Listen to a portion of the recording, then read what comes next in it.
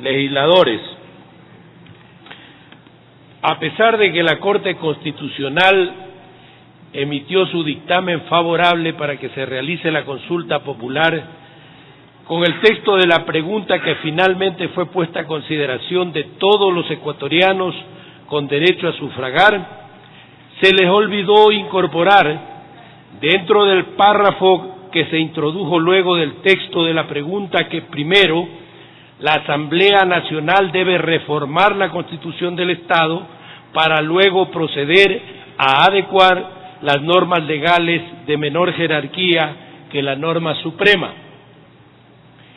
En este caso, como legisladores debemos corregir ese error que va a traer consecuencias en los próximos comicios electorales. Contamos con el tiempo suficiente para lograr la reforma constitucional previa que se necesita para que la norma legal que se pretende aprobar en esta tarde sea aplicable.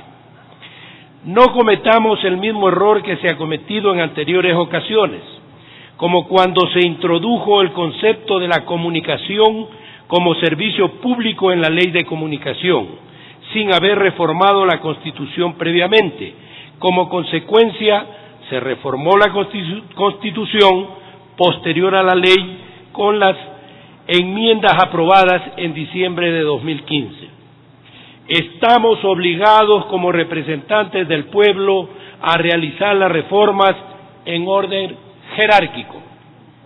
Este es un caso en el que se utilizó políticamente el tema para ganar votos para un candidato presidencial y restar el número de votos para el otro candidato presidencial.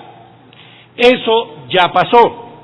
Los mecanismos para reformar la Constitución están en la norma suprema en los artículos desde el 441 al 444. No podemos reformarla mediante esta ley.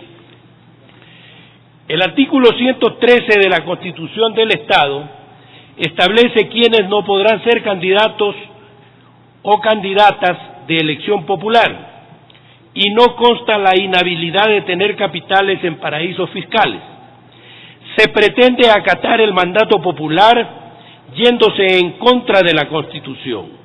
En la práctica, la ley no afecta a los futuros candidatos, pues los requisitos de la Constitución son los que prevalecen.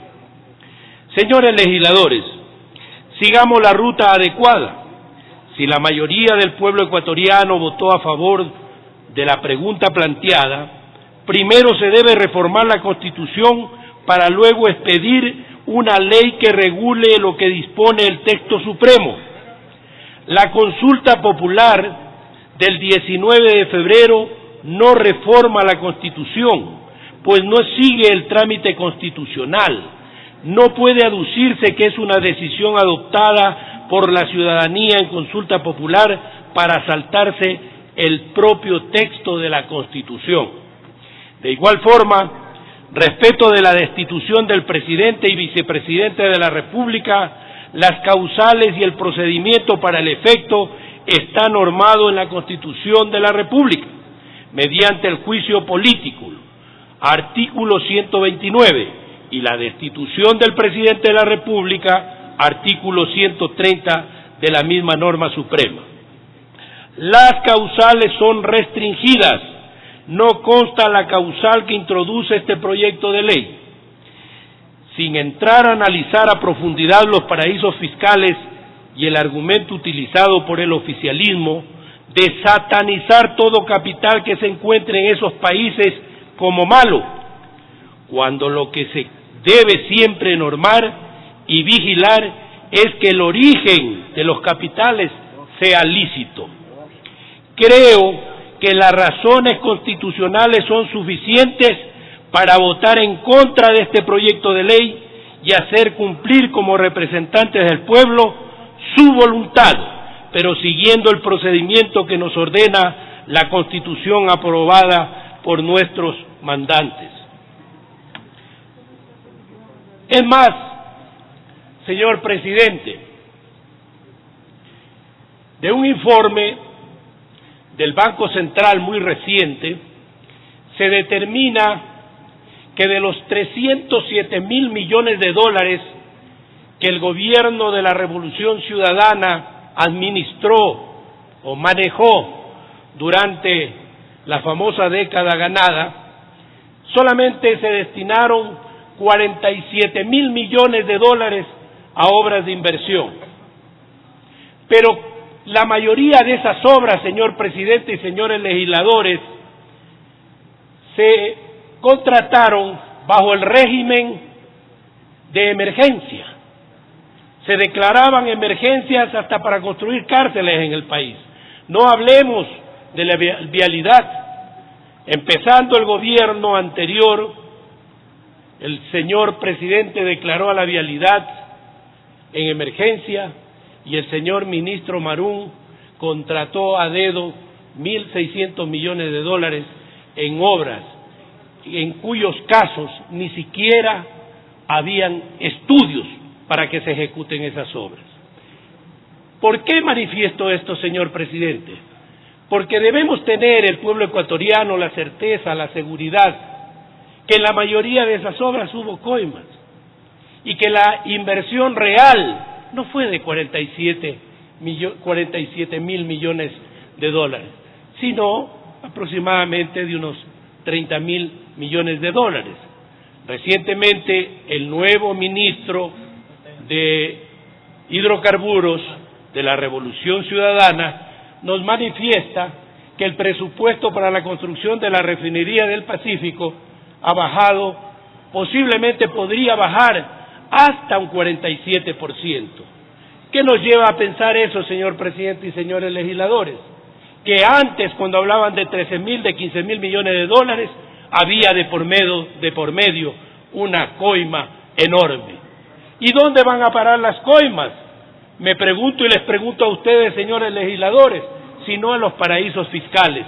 Por eso yo recalcaba precisamente en aquello. El origen de los recursos que van a parar en los paraísos fiscales es el que debe preocuparnos a nosotros como legisladores. No precisamente el hecho de que existan estos paraísos fiscales. Si el origen es lícito, si es el fruto del esfuerzo de una persona, una familia, haber amasado una fortuna y colocarla en un país cualquiera que le dé mayores garantías o mayores rentas, es lícito, señor presidente. Lo ilícito es que recursos provenientes del narcotráfico, de las coimas, de la corrupción, vayan a parar a los paraísos fiscales. Por otro lado, señor presidente, y en vista de que en este día se ha manifestado aquí mucho acerca del éxito de la década ganada, yo quiero decirles que quiero felicitar realmente a quienes son parte de la Revolución Ciudadana, porque la década ha sido bien ganada, a tal punto que muchos de esos recursos han ido a parar en las manos de los tíos de algunos funcionarios públicos. 13 millones de dólares en manos del tío de uno de los más grandes funcionarios públicos de este país.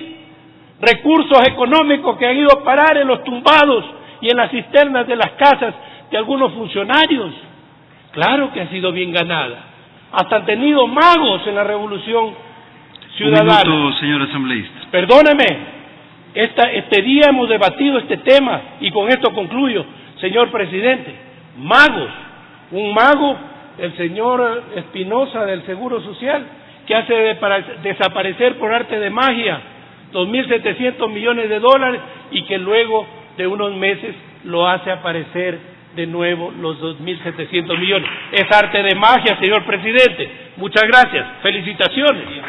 Gracias, señor asambleísta.